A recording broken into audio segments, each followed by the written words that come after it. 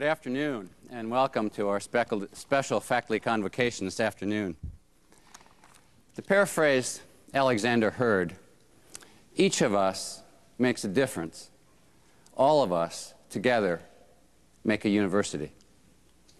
Today, we are meeting to recreate our university as must be done every day and every year at a great academic institution. Yogi Berra once said, "You can observe a lot just by watching."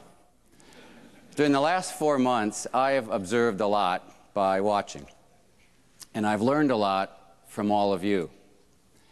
I've learned that one of the things our university wrestles with is the integration of academic freedom in our commitment to Catholic mission and Catholic identity.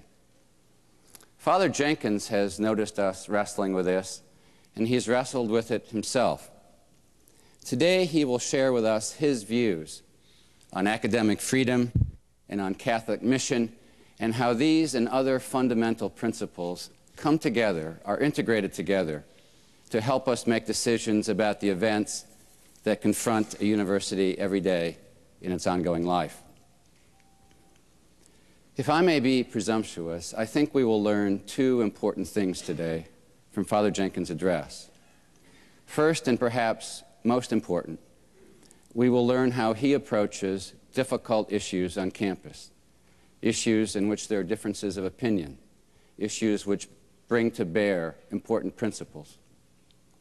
And second, we will learn about how he takes those principles and applies them in a specific instance, an instance in which these principles are not easily integrated, but in which they must be integrated and a conclusion must be reached. In short, we'll learn a lot about Father Jenkins as our leader. After Father Jenkins finishes his prepared comments, he will entertain questions, should there be enough interest, for about 20 minutes. I would ask you to come to the microphones. There's one in each aisle on the sides, and we'll simply begin with the person on my right and rotate back and forth for about 20 minutes. After 20 minutes, I will rise to stop the questions and answers in this setting, and we will repair to the foyer where Father will join us for more commentary and questions and answers in a more personal and private setting. To the person who was about to speak when I cut off the discussion, it's not because I knew what you were going to say and didn't want you to say it. It's simply because 20 minutes have elapsed. Please be brief with your questions, as there may be a number of people who would like to ask a question or who would like to make a comment. It is my pleasure to introduce to you the President of the University of Notre Dame, Father John Jenkins. Thanks, Tom. Thank you.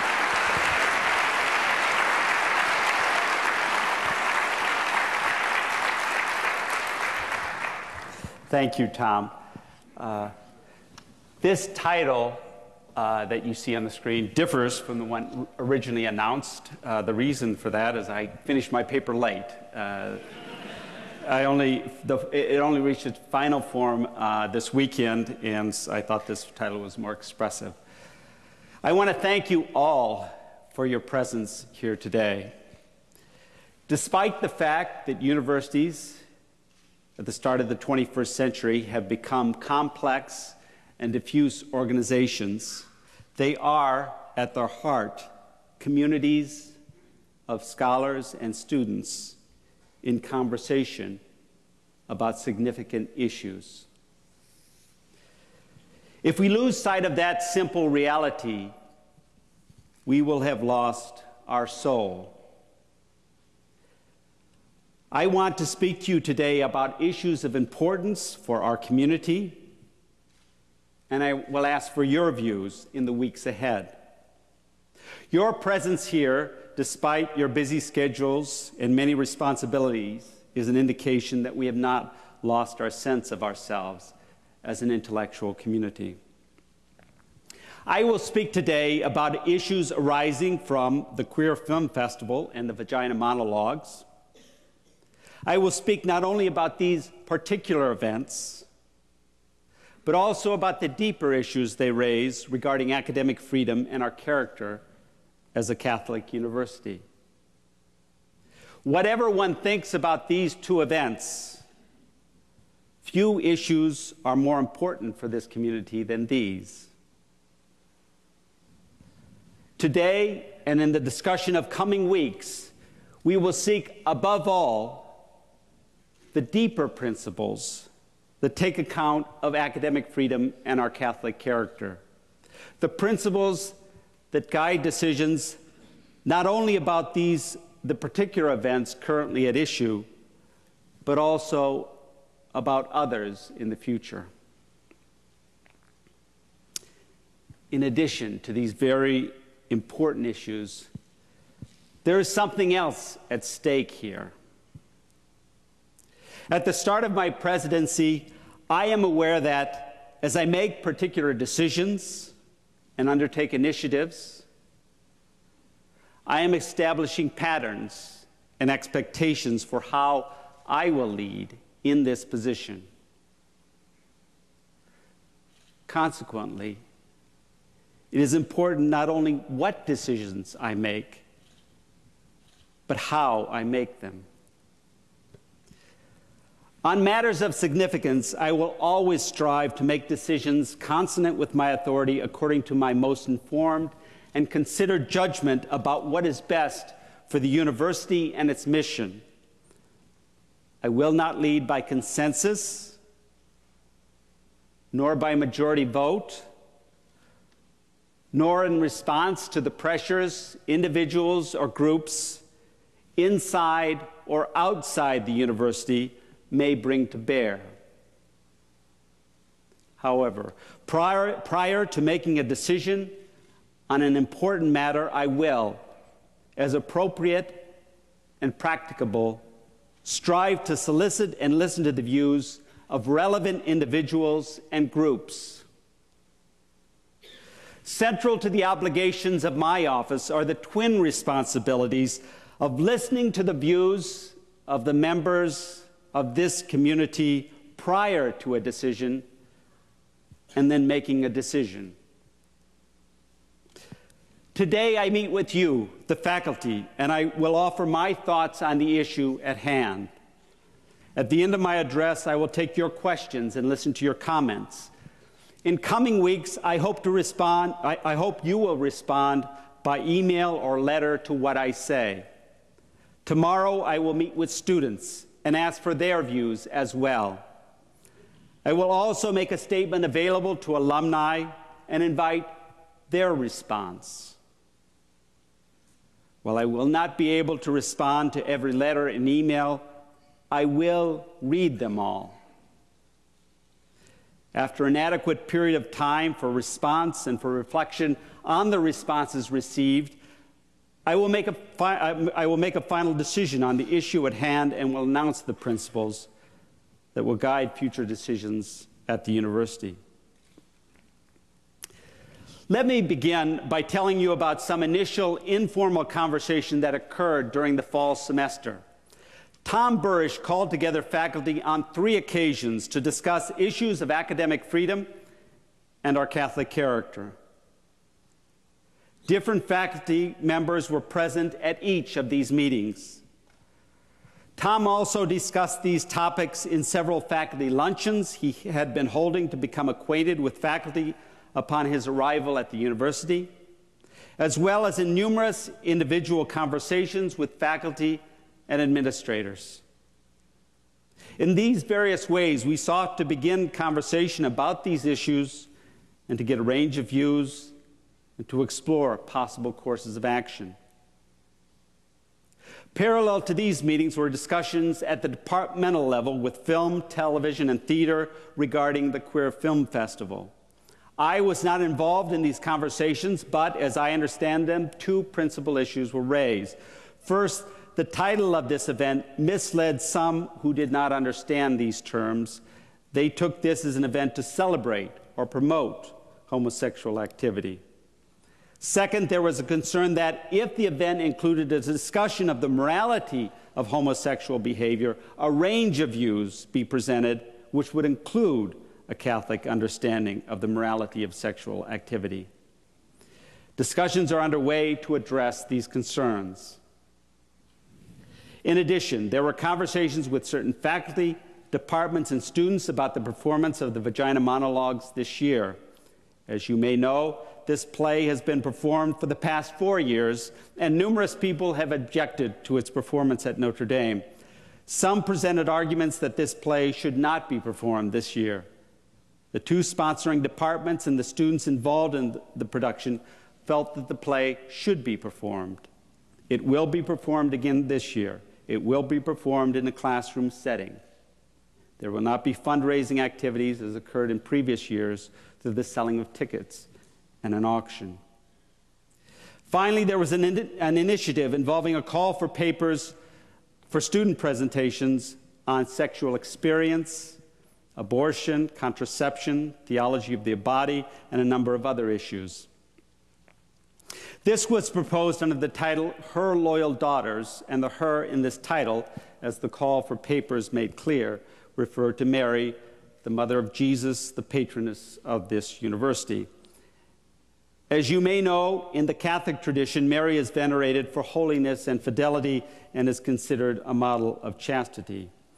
Though I did not doubt that the students involved were sincere in their desire to be loyal daughters of Mary, it seemed that a title like this, if the material were about sexual experience, abortion, and contraception described in a morally neutral way, would appear intentionally offensive, indeed blasphemous, to Catholics who revere Mary. These concerns were presented to the students, and discussions continue. As one might expect, in these various discussions, a variety of strongly held positions was presented. However, in the one conversation in which I participated, and in descriptions of others at which I was not present, I was struck by the willingness of various parties to engage in conversation, listen to one another, and find a commonly acceptable outcome. Although people may not have left these meetings in agreement, these exchanges led to greater understanding of the issues and a willingness to work toward a solution acceptable to all. I think this speaks to the health and goodwill of this intellectual community. In this address, I will offer some initial thoughts on why I think certain events presented in certain ways might not be acceptable on Notre Dame's campus, and provide some examples of what these might be.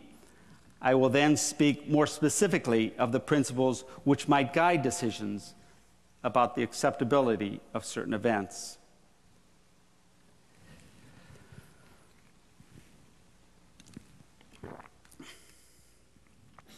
Academic freedom is essential to a university.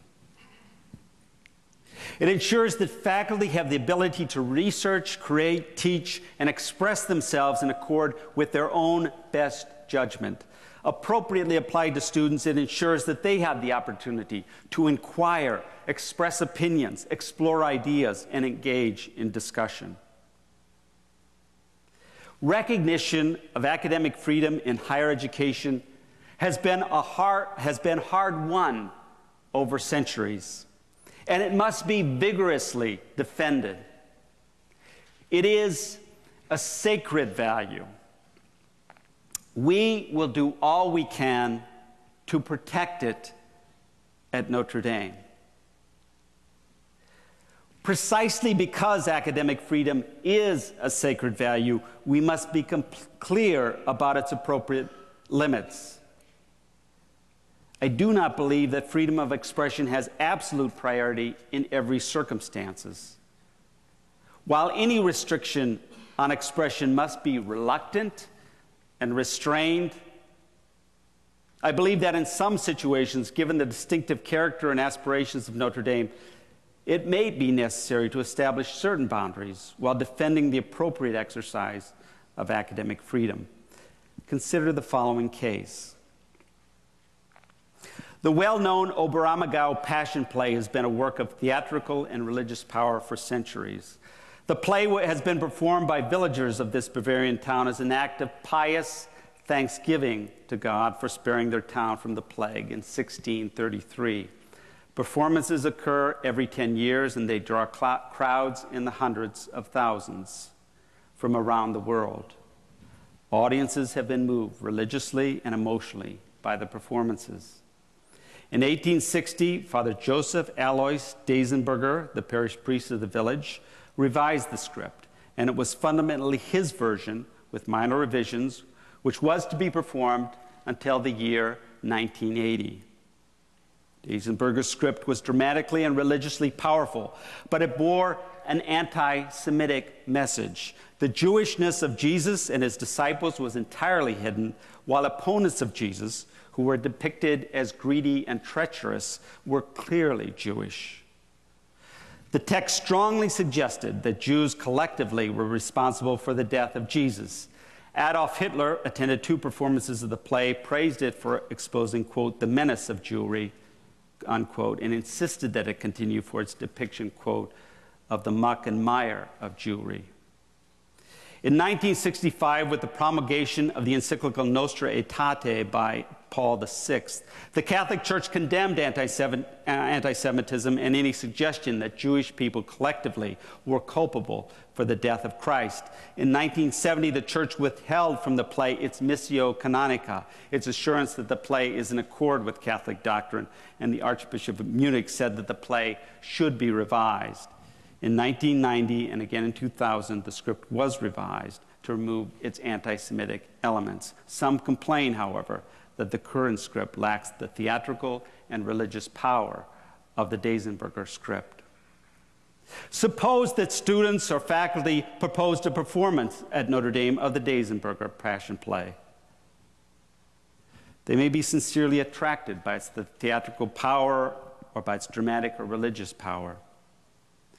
Whatever their motives for performing this play, however, I do not believe that such a performance could be permitted at Notre Dame. Its anti-Semitic elements are clearly and egregiously opposed to the values of a Catholic university. Even if those wishing to stage the performance had pure intentions, the staging of the play at Notre Dame would appear to endorse or at least acquiesce in an anti-Semitism whose consequences are only too clear. Let me be clear on what I see as the problem here. There is no objection to a faculty member assigning the Dasenberger script in a class, or to any student reading or writing a paper on the script of this play. Further, any faculty member or student would be free, in their own name, to praise the play or advocate for its performance in the Observer or in another publication, nor would I seek, as president, to prohibit an unofficial performance involving members of the university in space away from campus. My concern is not with censorship, but with sponsorship. The difficulty, as I see it, is that this play would be performed at the University of Notre Dame using its facilities implicitly or explicitly sponsored by the university, one of its units, or a recognized organization of the university. A reasonable observer would assume that the university is sponsoring an event that, in fact, is clearly and egregiously at odds with its values as a Catholic university. I have spoken here about a dramatic production, but I can imagine hypothetically a similar issue with conferences sponsored by units of the university or recognized organizations. Although I know of no such examples during my time at Notre Dame, consider the following imagined conferences. Childish fantasy and adult ignorance, theism as delusion and psychosis. The moral legitimacy of infanticide and euthanasia. The moral acceptability and strategic value of a first strike nuclear attack. If conferences were presented at Notre Dame under one of these titles, and all speakers defended the position that the title suggests, and there was no one arguing persuasively for a position compatible with a Catholic position, I do not see how the university could sponsor such an event. Again, the problem would be that this Catholic institution would seem to be sponsoring an event that supports or appears to support a position clearly and egregiously contrary to certain central values of Catholicism. And again, let me be clear. the university certainly can host individual speakers who defend atheism, or infanticide, or euthanasia, or first strike nuclear attack. It's essential to a university that there be a variety of views expressed vigorously, even those contrary to the deep values of Catholicism. We are richer, and the Catholic intellectual tradition is strengthened if a variety of views are expressed and discussed. The difficulty here is that these imagined conferences either are, or at least appear to be, in their title and content, as I have described them, one-sided presentations of, and perhaps advocacy for, positions that are clearly at odds with the deep values of Catholicism. If they are sponsored by the university or by one of its units or recognized organizations, their occurrence would suggest that the university sponsors not merely open discussion of controversial topics, but endorses or at least considers compatible with its values the particular positions that are being advanced. I reiterate, I know of no such conferences that have occurred or are being planned. I present them as hypothetical cases merely to raise a concern about the Vagina Monologues and the Queer Film Festival. Although there are many important differences among these two events and the hypothetical cases that I've mentioned, I believe they are instances of events which appear to imply an endorsement of views that are in conflict with the fundamental values of Notre Dame as a Catholic university. The Queer Film Festival bears a title which, to a non-academic observer, seems to celebrate homosexual activity. Furthermore, there is a concern that among its constituent presentations, a Catholic view on sexual morality is not adequately presented. Conversations have been going on at the departmental level around these concerns, and I believe that those involved in this production have been receptive. The Vagina Monologues has been performed on campus for 4 consecutive years. The work is presented as interviews with, which became monologues by, women about their vaginas. As the work presents them, such monologues take place in a context in which women have not spoken about their sexual organs at all, or have spoken only in euphemisms. Their thoughts about and emotions concerning them are generally negative and often associated with traumatic and sometimes violent memories. These monologues are explicit and graphic. Through such frank talk about their sexual organs, experiences, and desires, these women are portrayed as coming to a more positive, more accepting, indeed a celebratory attitude toward their sexual organs, their own sexuality, and their identity as women. Through the performance of this play, the narrator hopes a community and even a culture might be created in which such positive attitudes are fostered. Central to the goal of fostering such a culture is the organized resistance to all forms of violence against women. The V-Day efforts each year, the day on which the Vagina Monologue is performed on campus, is a movement for the elimination of violence against women.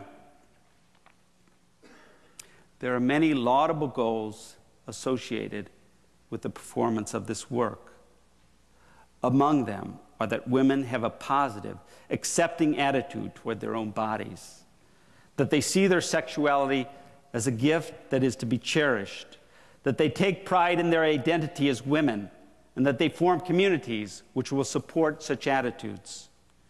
The most urgent and laudable goal of all is the elimination of violence against women, which I personally, and this university as a whole, unequivocally support. The concern that I and many others have is that the Vagina Monologue's discussion of female sexuality, and in the Vagina Monologue's discussion of female sexuality, and in the community and culture it strives to create, there is no hint of central elements of Catholic sexual morality. The work contains graphic descriptions of homosexual, extramarital, heterosexual, and autoerotic experiences. There is even a depiction of a seduction of a 16-year-old girl by an adult woman. These experiences are often portrayed as leading characters to the sort of positive embrace of the woman's body, sexuality, and self that the narrator wants to encourage. Yet these portrayals stand apart from, and indeed opposition to, the view that human sexuality finds its proper expression and the committed relationship of marriage between a man and a woman that is open to the gift of procreation. Moreover, the repeated performance of this play and the publicity surrounding it suggests that the university endorses certain themes in the play, or at least finds them compatible with its values. Despite the many laudable goals of those who support this performance, I find problematic that the university continues to sponsor annual performances of this play. I have spoken about some broad intuitions and convictions. I will now articulate some more specific principles. I will not attempt to give anything approaching a systematic and exhaustive treatment of academic freedom, but will simply highlight some key principles and address what I see as the main issue at hand. I will speak first about academic freedom as it relates to faculty members, secondly about academic freedom as it relates to students, and thirdly about events like the Vagina Monologues, which are sponsored by the university or units of the university. Undoubtedly, the interest will be in any limits on expression. But I do want to place that discussion in the context of a range of expressions that are and must be protected by academic freedom, which we will vigorously defend and help make Notre Dame an intellectually rich and vibrant university. So first, academic freedom in the faculty. The core of academic freedom is the freedom of an individual faculty member to conduct research in accord with his or her abilities, training, and interests, to publish the results of that research, and to teach in his or her discipline according to his or her best judgment of the field and of appropriate pedagogy. When a faculty member's research and teaching is evaluated, as it must be, it is judged by appropriate faculty in accord with clearly defined procedures and due process within the university. Distinct from, yet related to, the freedom to conduct research, publish, and teach in one's discipline is the freedom to make statements on matters outside one's discipline as a member of this university, of the local community, a citizen of this country, a member of the Catholic Church or any other church or religious tradition, or in any other capacity. The university recognizes every faculty member's freedom to speak his or her mind on such matters. The academic articles speak of the correlative obligations on those who enjoy academic freedom. Among the obligations mentioned are avoidance of using the university's name to advance one's personal opinions or interests. It is incumbent on a faculty member in expressing on opinions on any matter to make clear that he or she speaks only for him or herself and does not represent the university or any part of it. The academic articles, as well as the university's mission statement, call for every faculty member to respect the basic aims of the university in one's conduct, utterances, and work. What these correlative obligations amount to in a particular situation requires prudential judgment, but we are all obliged to make such judgments carefully and conscientiously. Regarding our obligations correlative to academic freedom, I call your attention to a recent address by Lee Bollinger, the president of Columbia University, on academic freedom. I will put this link to this address on my website. Bollinger argues that the primary purpose of universities is that of, quote, nurturing a very distinctive intellectual character, unquote, which professional scholars exhibit in the highest degree and cultivate in their students to some degree.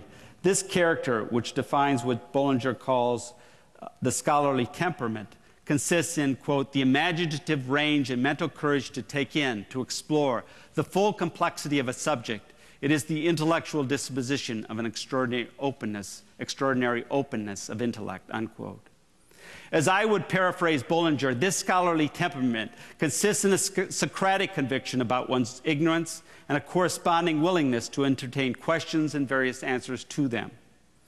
It demands an appreciation of the complexities of any area of reality, high standards of inquiry and inference, a reluctance to settle for the current synthesis, and a resistance to a premature closure of questions. It is the nurturing of this scholarly temperament that deserves, and indeed demands, academic freedom. Our greatest contribution as intellectuals and scholars perhaps does not consist in the discovery of any particular truths or truths. It consists rather in the cultivation in ourselves and in our students of this scholarly temperament in a world that is often uncomfortable with uncertainties, questions, and new perspectives. If we are to continue to cultivate this scholarly temperament, we must be wary, as Bullinger warns, of becoming an advocate for any particular scholarly or political view or movement. To the extent that we are advocates for some particular position, we lose this temperament, and our writing and teaching can become indoctrination. As I'm sure most of you know, there is pressure now to monitor universities and academic departments for balanced presentation of political opinions. I think that such a move would be disastrous for universities, for it would lead to the politicization and polarization of universities and their faculties.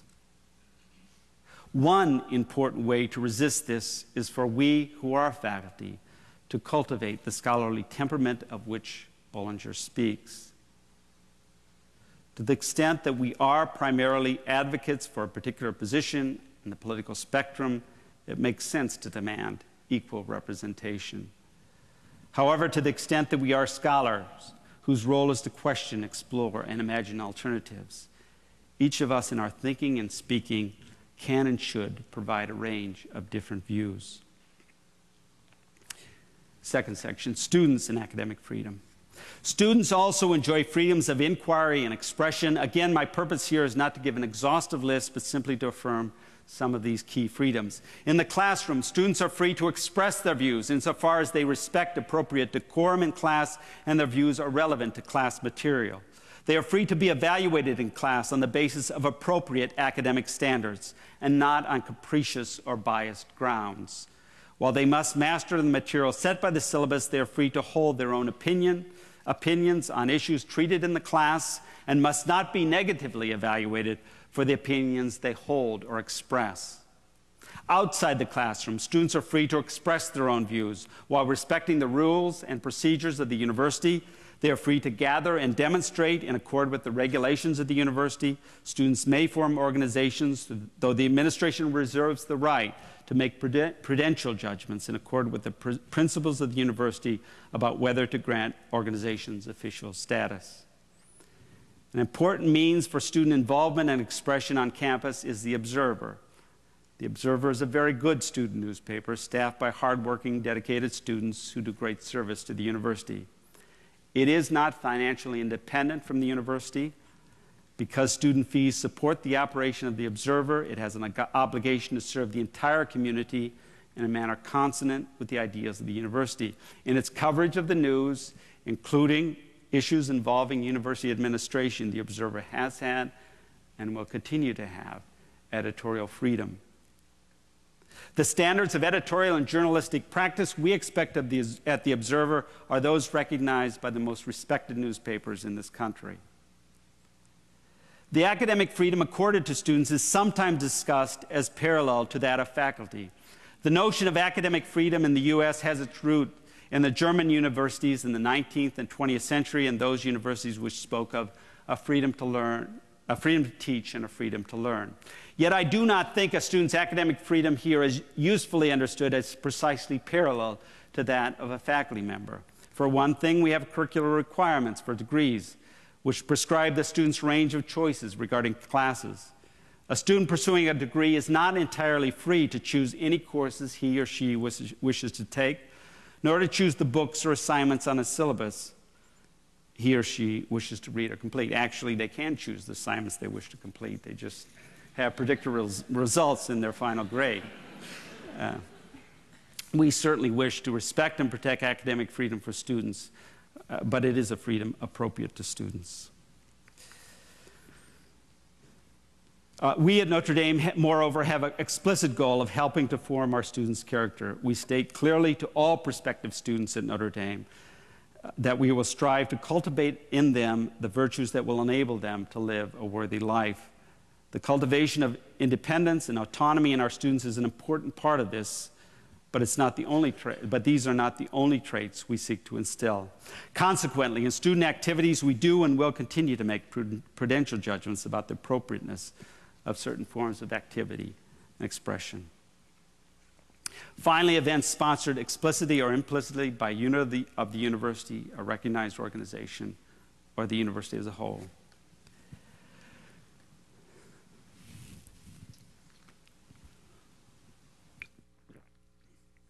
The performance of the Vagina Monologues and the holding of the Queer Film Festival are events sponsored by units of the university, in this case by academic departments. They do not constitute cases of an individual faculty member or student publishing a book or article, writing an editorial or letter, or expressing a view in his or her name. There are cases in which the university or some unit in or recognized organization of the university sponsors the activity. The university facilities are used for the event, and the university's name is associated with it. In this way, these events differ from one which concerns the expression of an individual faculty member or student. The Vagina Monologues and Queer Film Festival have raised difficulties because they either are or appear to be at odds with certain fundamental values of a Catholic university. The fact that they have been sponsored annually by units of the university and have been widely publicized prominently associates the university's name with them. Such occurrences suggest that the university endorses or at least finds compatible with its values certain views which are not, in fact, compatible. The wide publicity and prominence given to such events tends to instrumentalize our collective identity and our higher mission. The concern here, as I said, is not with censorship, but with sponsorship.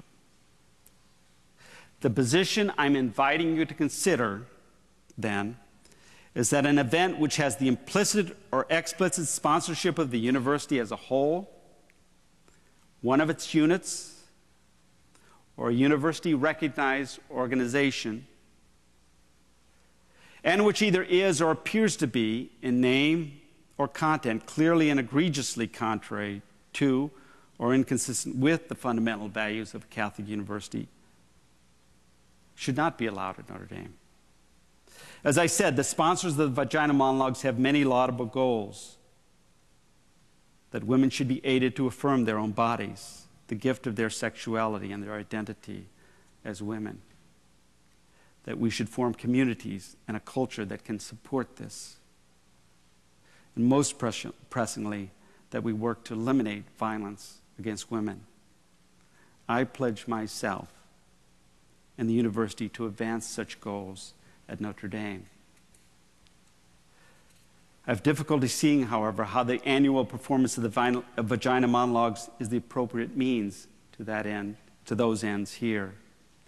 In coming weeks, I will welcome and look forward to hearing your views on this play or other events, and on the principles I have tried to articulate. You have then my thoughts on this matter. I'm absolutely committed to Notre Dame's continuing quest to be a truly preeminent university, to be a leader in inquiry and creative expression, to be a place of vibrant debate and intellectual engagement. I'm equally committed to maintaining our distinctive Catholic character. Indeed, with the other fellows of the university, I bear a special responsibility in this regard. It is with this mission of the university in mind that I have offered you my thoughts on academic freedom and our Catholic character. I now look forward to learning your thoughts.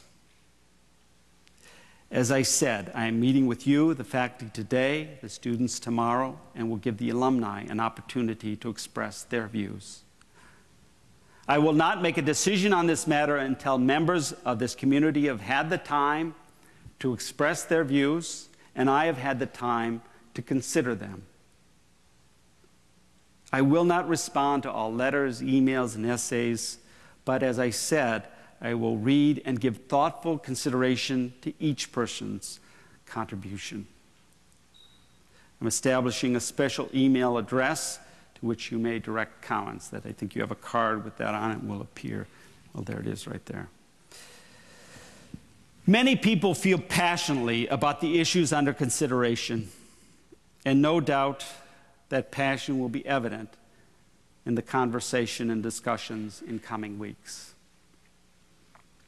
I urge everyone to make this a conversation that is characterized by respect for other members of this community, by careful listening, thoughtful contribution and argumentation, and appreciation for the distinctive character of this university.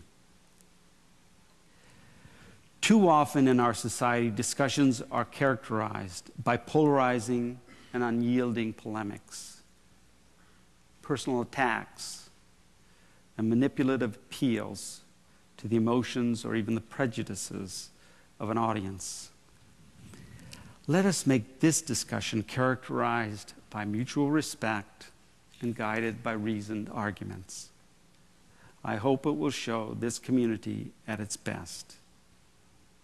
For my part, I will do my best to consider fairly and thoughtfully all views expressed, to act judiciously, consonant with my responsibilities. I will listen to all and make the best decision that I can. I thank you for your time and attention, and I'm now willing to take questions and listen to comments. Thank you.